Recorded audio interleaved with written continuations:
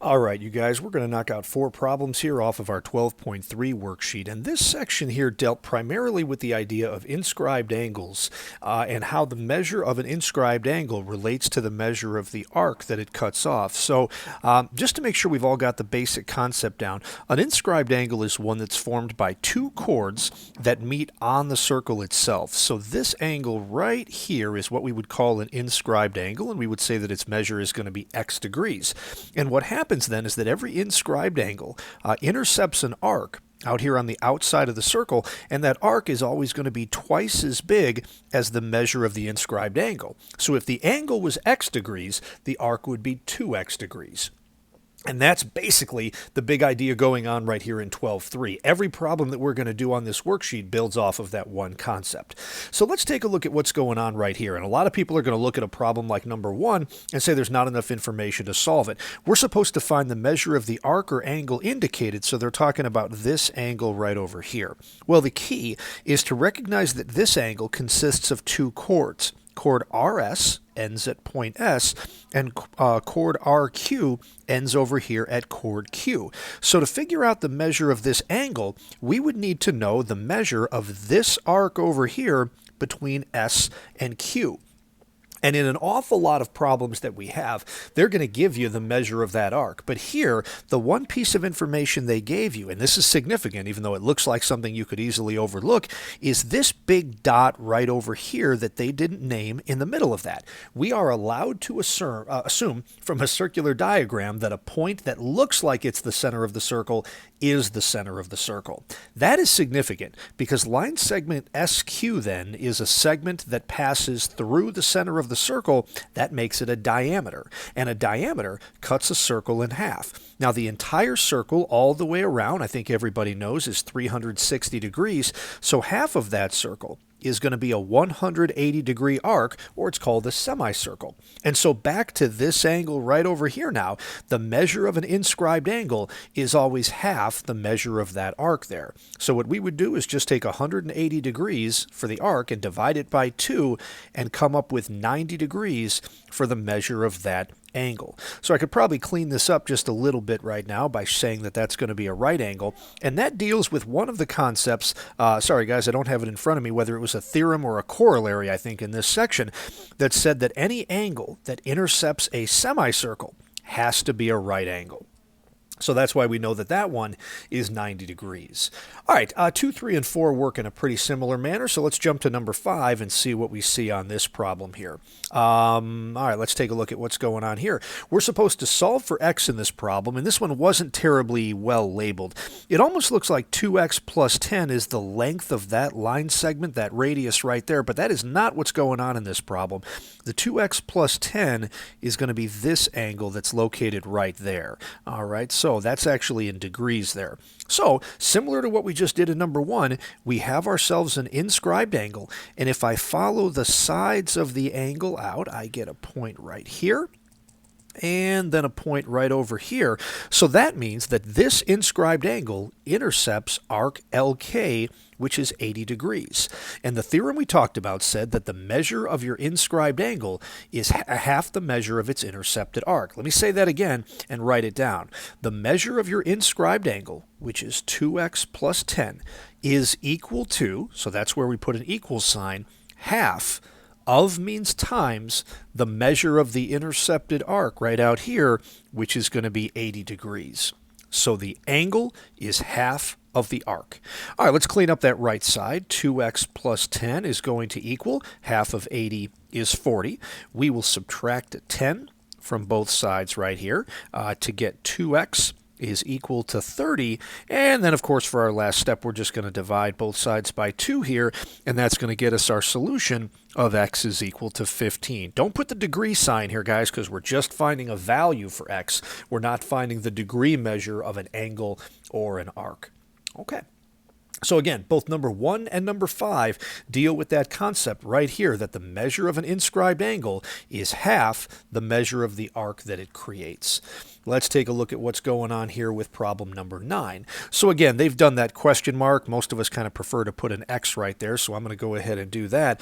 And this one's pretty straightforward. Again, Third time in a row now, the same concept. The measure of your inscribed angle is half the measure of the arc that it cuts off. Let's read it again. The measure of your inscribed angle, which in this case is known to be 35, is equal to half times the measure of the arc that it cuts off, which we're just calling x.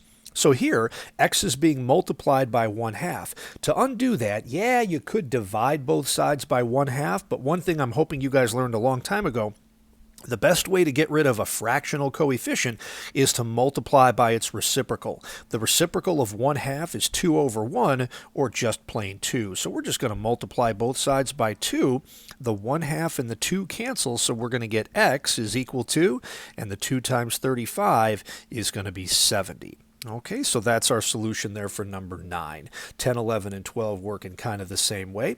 And number 14 uses another, again, I believe this was a corollary, which is kind of an addendum to an existing theorem to figure this one out. So let's see what's going on here. This can be kind of a tricky problem.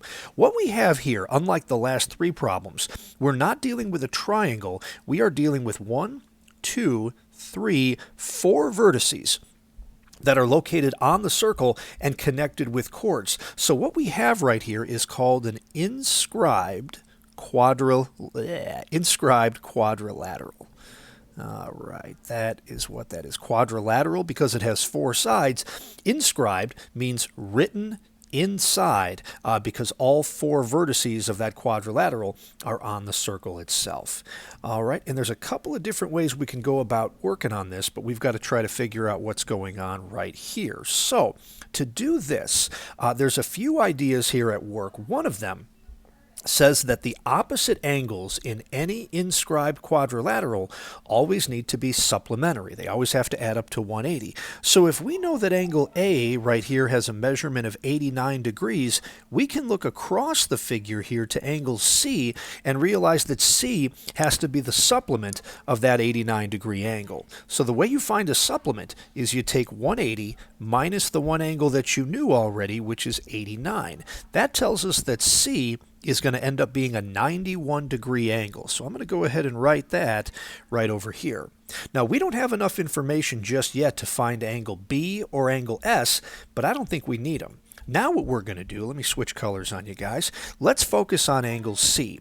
Angle C is made up of 2 chords, CB, which obviously ends at point B, and CS, which ends over here at point S. And that means that arc BAS is the arc that's intercepted by that 91 degree inscribed angle. And what we know here is that arc CA is 62 degrees and arc BA is 119 plus 1 degree. So with all that in mind, let's go back to the main idea we've been talking about for the last 3 problems. The measure of an inscribed angle is equal to half the measure of its intercepted arc. One more time. The measure of an inscribed angle, which here is 91 degrees, is equal to half the measure of its intercepted arc. Well, this intercepted arc right over here is made up of these 2 smaller arcs. So we're going to add a 119x plus 1, that's the measure of arc BA, plus the measure of arc AS, which is going to be 62 degrees. And that's the equation we're going to need in order to set this up. The first thing I'm going to do, this is probably different from what you guys would do. That 119x is an ugly odd number. I don't want to multiply it by 1/2. So I'm going to go ahead, like I did on the last problem, and multiply both sides by 2 right away. I think you'll see why I'm going to do this in just a second. The 2 times 91 is going to get us 182. Now on the right side, the 1/2 and the 2 at the end just cancel each other out, leaving us with this expression here, which can be simplified because we have 2 like terms. So that's a 119x plus a 63. Okay, to get x by itself, we're going to subtract a 63 from both sides, and something very neat is going to happen here. Those 63s are going to cancel, and for 182 minus 63, as dumb luck would have it, you're going to end up with 119 equals 119x. This is the weird stuff that happens sometimes, you guys, on computer-generated problems.